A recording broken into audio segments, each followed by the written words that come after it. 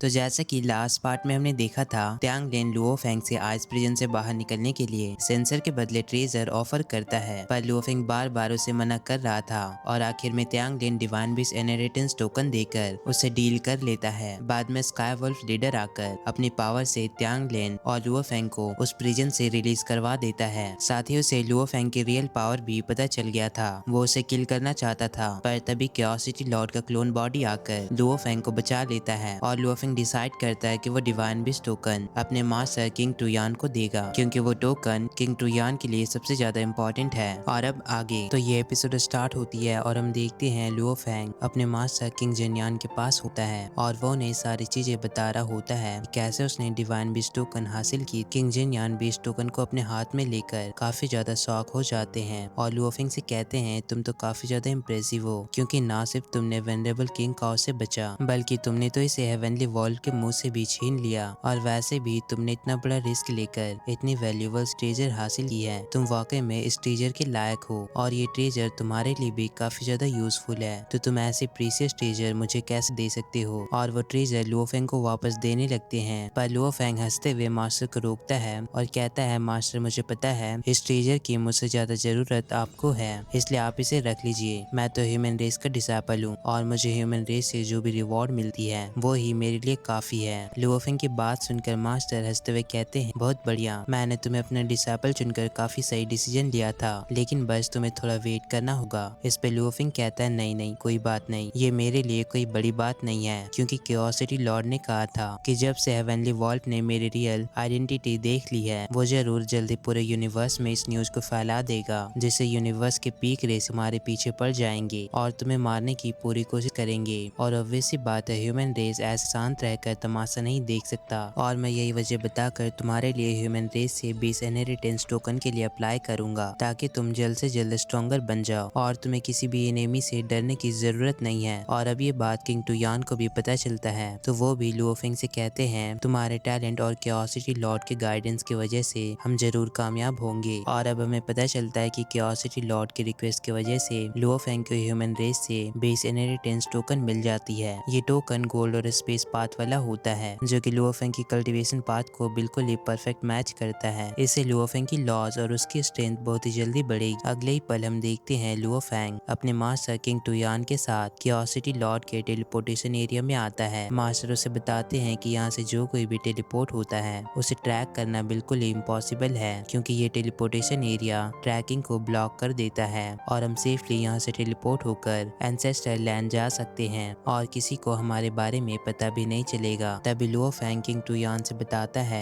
कि master curiosity Lord का servant already inheritance palace के करीब है, जिससे हमें इनहेरिटेंस पैलेस का लोकेशन पता चलेगा और यूनिवर्स स्पेसशिप से वहां तक पहुंचने के लिए हाफ ईयर लग जाते हैं। अब क्यूरियोसिटी में किंग टुयान को देखकर वहां के वॉरियर बात करने लगते हैं कि ये तो किंग टुयान है जिसने क्यूरियोसिटी बहुत पहले ही छोड़ दिया था, पर इसके साथ ये दूसरा बंदा कौन है, कहीं ये उसका डिसाइपल लुओ फेंग तो नहीं है, हम तो बस इसके बारे में सुने हैं, कभी आज तक इसे रियल में नहीं देखा। इसके और प्रेस को देखकर लगता है कि ये तो बहुत ही ज्यादा पावरफुल है। तभी दूसरा वॉरियर बताता है पर रूमर के अकॉर्डिंग तो ब्लेड रिवर किंग ही लुओ फेंग है। और अब सारे लोग लुओ फेंग को पहचान लेते हैं और कहते हैं उन्हें यकीन नहीं हो रहा है कि ब्लेड रिवर किंग बस केवल वर्ल्ड मास्टर लेवल पे होने के बावजूद इतना ज्यादा पावरफुल है। इवन के पुराने बैटल फुटेज को देखकर हम ये कह सकते हैं कि पूरे ह्यूमन में से जितने भी लोग वर्ल्ड मास्टर लेवल पे हैं सबसे पावरफुल और स्ट्रॉन्गेस्ट जीनियस लुओ फेंग है, और बस ये बंदा ही केडी जितना पावरफुल है। अब लुओ फेंग अपने मास्टर के साथ दूसरी जगह टेलीपोर्ट होता है और दोनों ही उन वॉरियर के बातों को याद करते हुए हंसने लगते हैं। मास्टर कहते हैं कि वो सभी काफी सही गेस किए लुओ फेंग, अब तुम तो काफी ज्यादा फेमस हो चुके हो।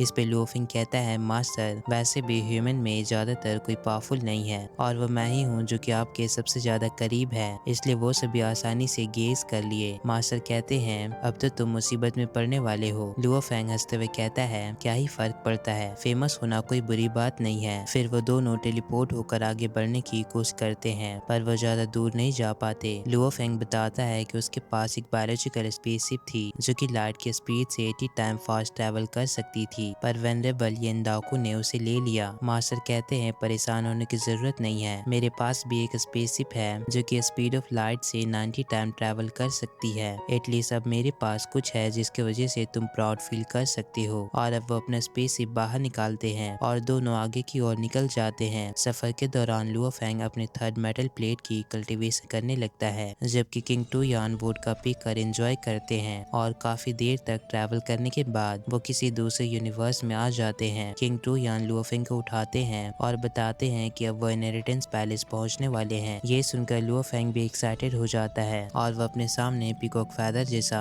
यूनिवर्स देखता है, जो कि असल में एंसेस्टर सीक्रेट रीजन होता है और इसका डायमीटर 160 मिलियन लाइट ईयर है। सीन शिफ्ट होती है 3 महीने बाद और अब भी वो दोनों ट्रैवल कर रहे होते हैं। मास्टर बताते हैं कि एंसेस्टर सीक्रेट रीजन में सबसे कॉमन चीज है ये ब्लैक एस टोर्नेडो। ये टोर्नेडो बहुत ही ज्यादा खतरनाक है। बस एक छोटा सा ब्लैक एस यूनिवर्स वेंडेबल को काफी बुरी तरह घायल कर सकती है और एक बड़ा सा टोर्नेडो आसानी से यूनिवर्स वेंडेबल को किल कर सकता है। चलो अब और भी आगे बढ़ते हैं। फिर लुओ फेंग अपने टोकन से इनहेरिटेंस पैलेस को लोकेट करता है और फौरन ही स्पेसशिप से वो दोनों वहाँ पे पहुंच जाते हैं। पर यहाँ पे आने के बावजूद उन्हें कोई भी पैलेस नहीं मिल रहा था। तभी अचानक ही वो दोनों इल्यूजन की तरह नीचे आ जाते हैं और ये एंसेस्टर लैंड की 5 कलर अरोरा लेक होती है। वो दोनों ही काफी ज्यादा कंफ्यूज होते हैं। लुओ फेंग कहता है आखिर ये क्या चीज है, ये तो मेरे दिमाग और सोल को भी इल्यूजन में डाल रही है। पर लुओ फेंग उस इल्यूजन को ब्रेक कर देता है। तभी उसके सामने एक यूनिवर्स वेंडेबल लेवल की कल्टीवेटर आती है और कहती है कि तुम दोनों इस इल्यूजन से काफी जल्दी उठ गए। लुओ फेंग उसे देखकर शॉक होता है। मास्टर बताते हैं कि इसका ऑरा इतना हिडन है कि मैं इसे नोटिस भी नहीं कर पाया। वो बताती है कि वो एंसेल लैंड स्कूल की गाइड है और उन दोनों से इनहेरिटेंस टोकन दिखाने को कहती है और अगर किसी के पास टोकन नहीं होता तो वो उसे फौरन ही वहीं पे किल कर देती और वह गुस्से में अपनी एनर्जी भी रिलीज करने लगती है। फिर वो दोनों उसे अपना टोकन दिखाते हैं, जिस पर वो शांत होकर उनसे कहती है मेरे पीछे आओ। मास्टर पूछते हैं कहाँ? लुओ फेंग कहता है ये वही लेक है जिसे हमने पहले देखा था। मास्टर कहते हैं हाँ, ये लेजेंडरी 5 कलर अरोरा लेक है। दोनों की बात सुनकर गाइड कहती है तुम दोनों के पास एंसेस्टर लैंड की बेसिक नॉलेज है। इसकी डायमीटर 10 लाइट ईयर है और इसकी पावर एंडलेस है। ये यूनिवर्स की सबसे स्ट्रॉन्गेस्ट सुप्रीम ट्रेजर में से एक है। इवन की बस एक अरोरा स्ट्राइक यूनिवर्स वेंडेबल को आसानी से घायल कर सकता है। फिर वो बताती है इस लेक के अंदर एक जीजिंग आइलैंड है जहाँ हम लोग जाने वाले हैं। मास्टर पूछते हैं क्या इन अरोरा के पास एंडलेस पावर नहीं है? गाइड बताती है ये यूनिवर्स की सुप्रीम ट्रेजर में से एक है। जब तक कि ये तुम्हें सही से पहचान न ले ये किसी को एंटर करने नहीं देगी। ये सुनकर किंग टू यान घबराते हुए लुओ फेंग को वहीं पे रोक देते हैं और कहते हैं पहले मैं ट्राई करूंगा। लुओ फेंग भी अपने मास्टर के लिए घबराता है पर उसे यकीन होता है। इधर मास्टर गाइड के साथ आइलैंड एंटर करते हैं। यहाँ एक अरोरा उसकी आइडेंटिटी कंफर्म करती है और उसे एंटर होने देती है। ये जानकर किंग टू यान काफी खुश होते हैं और लुओ फेंग से भी अंदर आने को कहते हैं। अब लुओ फेंग भी उन अरोरा को क्रॉस करते हुए आइलैंड की ओर आगे बढ़ता है। सीन शिफ्ट होती है जीजिंग आइलैंड पे। गाइड उन्हें बताती है कि जीजिंग आइलैंड तुम्हारे जैसे नरेटर के लिए टेम्पोररी रेसिडेंस है। लुओ फेंग जैसे इस आइलैंड पे आता है उसे अपने आसपास काफी सारे पावरफुल ऑरा महसूस होता है। तभी गाइड उसे बताती है हमेशा याद रखना यहाँ पे किलिंग करना बिल्कुल ही फॉरबिडन है। तुम में से कोई भी 5 कलर अरोरा लेक के रेंज में एक दूसरे को किल नहीं कर सकते और ना ही कोई बंदा यहाँ के पर्सनल रेसिडेंस और प्राइवेट प्रॉपर्टी को फोर्सफुली छीन नहीं सकता है, वरना जो कोई भी यहाँ के रूल को वायलेट करेगा ये अरोरा खुद ही उन्हें पनिश करेगी। और आइलैंड लॉर्ड से मिलने के बाद तुम दोनों भी खाली जगह पे अपना पर्सनल रेसिडेंस बना सकते हो। सीन शिफ्ट होती है एंसेस्टर लॉर्ड पैलेस की ओर। गाइड उन्हें बताती है कि यह आइलैंड लॉर्ड की पैलेस है और अब इसके बाद तुम लोग एंसेस्टर स्कूल की कोर एनर्जी खुद ही देख सकते हो। ये है एंसेस्टर पैलेस जिसे 3 एंसेस्टर बीइंग गार्ड करते हैं। लुओ फेंग किंग टू यान इस पैलेस को देखकर शॉक होते हैं क्योंकि इस पैलेस की गार्डिंग 10 बीइंग साथ ही 8 डिवाइन बीस्ट भी कर रहा होता है। फिर गाइड बताती है कि इसके बाहर गार्डियन बीस्ट हॉल है और यहाँ पे 72 जनरल कॉन्टिनेंट्स हैं और 3000 से भी ज्यादा इनवॉइस स्टार वर्ल्ड्स हैं। ये सारी बातें सुनकर लुओ फेंग उस डिवाइन बीस्ट के बारे में काफी ज्यादा क्यूरियस हो रहा होता है। तभी गाइड उसे बताती है ये ऐसे बीइंग होते हैं जो कि डिवाइन बीस्ट के इनहेरिटेंस को पूरी तरह से मास्टर कर लेते हैं, पर कोई भी डिवाइन बीस्ट के पोजीशन को इनहेरिट नहीं कर सकता। और जीजिंग आइलैंड के जो लॉर्ड हैं वो बस डिवाइन बीस्ट के गार्डियंस हैं। तो अब तुम दोनों पैलेस के अंदर जाओ और आइलैंड लॉर्ड से मिल लो। मेरा काम यहीं तक था, अब तुम्हें इसके आगे का रास्ता खुद ही फॉलो करना होगा। और अब लुओ फेंग और किंग टू यान दोनों ही पैलेस की ओर जाते हैं। अब जैसे ही वो दोनों पैलेस के अंदर आते हैं पैलेस में हर तरफ आग फैलने लगती है। तभी अचानक ही उनके सामने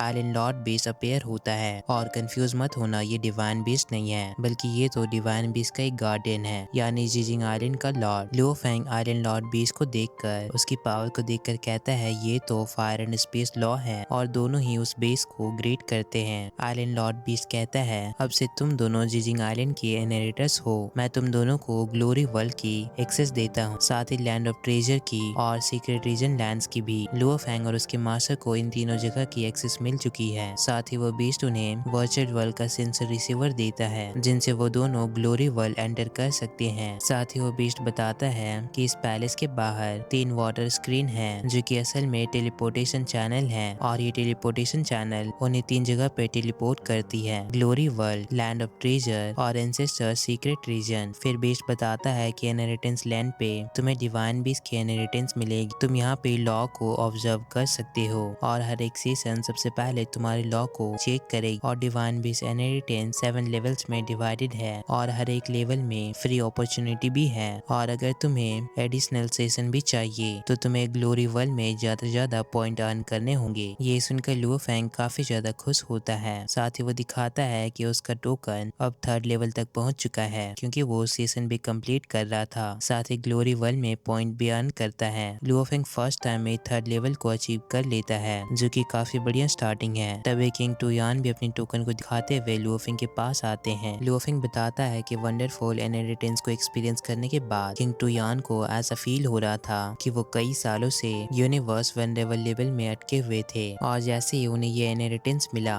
उन्हें ऐसा फील हो रहा था कि वो नेक्स्ट लेवल को अचीव करने वाले हैं। इसलिए वो किसी भी तरह का डिस्टरबेंस नहीं चाहते थे। इसी वजह से वो फौरन ही अपना पर्सनल रेसिडेंस बनाकर लुओ फेंग से अलग हो गए और अपना फुल फोकस अपने कल्टीवेशन पे कर रहे हैं। इवन कि वो अपने डोर को क्लोज करके बिल्कुल ही कल्टीवेशन पे फोकस कर रहे हैं। जबकि इधर लुओ फेंग को इसी आइलैंड पे होंग एलायंस का एक न्यू मेंबर मिलता है, और अभी Luo Feng land of treasure पे आ चुका है, वो भी अपने न्यू फ्रेंड के साथ, जो कि होंग एलायंस से बिलोंग करता है। और जैसे कि नाम से ही क्लियर है ये लैंड ऑफ ट्रेजर है, तो यहाँ पे सुपर स्ट्रॉन्ग कल्टीवेटर को ट्रेजर ही फाइंड करना होता है। लुओ फेंग की नई फ्रेंड उससे कहती है जो भी यहाँ के सीनियर पावर हाउस और सुपर स्ट्रॉन्ग कल्टीवेटर यहाँ के रेस्ट्रिक्शन को फॉर्म किए हैं, तुम्हें यहाँ के क्राइटेरिया को फुलफिल करना होगा, तभी तुम यहाँ से ट्रेजर को ले पाओगे। और अनफॉर्चुनेटली हम में से किसी को पता नहीं है कि उन सुपर पावर हाउसेस ने कैसे क्राइटेरिया फॉर्म किया है और वो कहाँ पे अपने ट्रेजर को रखे हैं। तभी उनके सामने एक पावरफुल सी एनर्जी आती है, जिसके कारण वो दोनों ही काफी दूर जाकर गिरते हैं। वो एनर्जी बहुत ही ज्यादा पावरफुल हुई है, इवन कि इससे दूसरे वॉरियर भी शॉक होते हैं। फिर हम देखते हैं लुओ फेंग और उसके फ्रेंड दोनों ही उस एनर्जी के कारण नीचे झुक जाते हैं। उन पे काफी पावरफुल सा प्रेशर अप्लाई हो रहा था। तभी वो बंदा उनके सामने अपेयर होता है और वो ह्यूमन रेस को बुरा भला कह रहा था, और इसी वजह से उसने लुओ फेंग पे अटैक किया। इसे ह्यूमन रेस से बहुत ही ज्यादा नफरत है। अब लुओ फेंग भी उसे काउंटर करना चाहता था, पर उसकी फ्रेंड उसे समझाती है और उसे रोक रही होती है। वो बताती है कि ये यूनिवर्स वल्नरेबल लेवल का है और ये कई साल से यहाँ पे मौजूद है, हम दोनों को नहीं पता, और इनको यहाँ के रूल्स बहुत अच्छे से पता होंगे। और नोटिस करने वाली बात है कि जब इसने अटैक किया तो आसपास के माउंटेन्स तक डिस्ट्रॉय हो गए, पर उनके डिवाइन बॉडी को कुछ भी नहीं हुआ। इसका मतलब ये हमें मारना नहीं चाहता, बल्कि ये बस हमें बुली करना चाहता है। वो कहती है तो क्या वह ये वेंडेबल है, तो क्या ये हमें ऐसे ही बुली करेगा। अब लुओ फेंग काफी गुस्से में उससे कहता है अपने जूनियर्स को बुली करना क्या ये तुम्हारे नजर में काफी महान काम है? अगर तुम्हारे पास हमें मारने की एबिलिटी है तो हमें मार कर दिखाओ। अब लुओ फेंग के इस कॉन्फिडेंस को देखकर वो बंदा कहता है तुम्हारी इतनी हिम्मत कि तुमने मुझे डिसरिस्पेक्ट करने की कोशिश की, तो क्या हुआ अगर मैंने तुम्हें डिसरिस्पेक्ट किया तो? और अब दोबारा से वो अपनी एनर्जी को रिलीज करने लगता है। इसी बीच लुओ फेंग अपने एक्सप्लोसिव क्रिस्टल बाहर निकालता है। तभी दूसरे वॉरियर इस बंदे जिसका नाम बीसेन है उसे कहते हैं बीसेन, इस बार तुम्हें टक्कर देने वाला ओपोनेंट मिला है, आगे बढ़ो और इसे मार दो, साथ ही तुम इसे किल करके लॉर्ड हेवनली वॉल्व को भी रिपोर्ट कर सकते हो। और अब वो सारे वॉरियर जोर जोर से हंसने लगते हैं। जबकि दूसरी ओर हम हेवनली वॉल्व को देखते हैं। एक मैसेंजर उसे बताता है कि एंसेस्टर लैंड स्कूल में हमें कुछ ट्रेसेस मिले हैं, जिससे ये प्रूव होता है कि वहाँ पे ब्लेड रिवर किंग मौजूद है। अब हेवनली वॉल्व लुओ फेंग के सामने बीसेंग जो कि यूनिवर्स वल्नरेबल लेवल का है, और लुओ फेंग के इस कॉन्फिडेंस को देखकर शॉक हो जाता है कि ब्लेड रिवर किंग उसे मारने के लिए फायर गॉड क्रिस्टल को यूज कर रहा है। अगर उसने अनजाने में भी उसे किल कर दिया तभी ब्लेड रिवर किंग काफी ज्यादा रिग्रेट करेगा, क्योंकि यहाँ पे किलिंग करना बिल्कुल ही फॉरबिडन है। अगर लुओ फेंग उसे मार देता है तो बाद में उसे 5 कलर अरोरा फौरन ही उसे किल कर देगी। ये ब्लेड रिवर किंग हमेशा से ही एरोगेंट है और अब हेवनली वॉल्फ को भी ह्यूमन रेस से बहुत ही ज्यादा नफरत होती है। खास करके वो लुओ फेंग को हेट कर रहा था और गुस्से में अपनी सारी एनर्जी को रिलीज करने लगता है। इस और बी सेन लुओ फेंग से कहता है, मैं तुमसे काफी ज्यादा इम्प्रेस हुआ, याद रखना मेरा नाम बी सेन है, मैं यूनिवर्स वनरेबल लेवल पे हूँ और अगर तुम्हारे पास अगर सच में मुझे किल करने की एबिलिटी है तो तुम इस 5 कलर अरोरा लेक के अंदर छुप कर नहीं रहोगे और वैसे भी ह्यूमन रेस हमेशा से ही झूठे होते हैं। इतना कहकर बी सिंह फौरन ही वहाँ से निकल जाता है। सीन शिफ्ट होती है तीसरे रीजन ग्लोरी वर्ल्ड में, जहाँ पे हम देखते हैं काफी सारे वॉरियर अपेयर होते हैं और ये भी बिल्कुल ही वर्चुअल वर्ल्ड की तरह है। यहाँ पे हम देखते हैं एक के बाद एक काफी सारे पावरफुल वॉरियर अपेयर हो रहे होते हैं। एक बंदा एक वेटर से टकरा जाता है और काफी रूडली उससे कहता है, तुम्हें ध्यान रखना चाहिए, रास्ते को ब्लॉक मत करो, ये एंसेस्टर लैंड स्कूल की वर्चुअल स्पेस है। तभी लुओ फेंग उसके पास आता है। लुओ फेंग को आता देखकर वो बंदा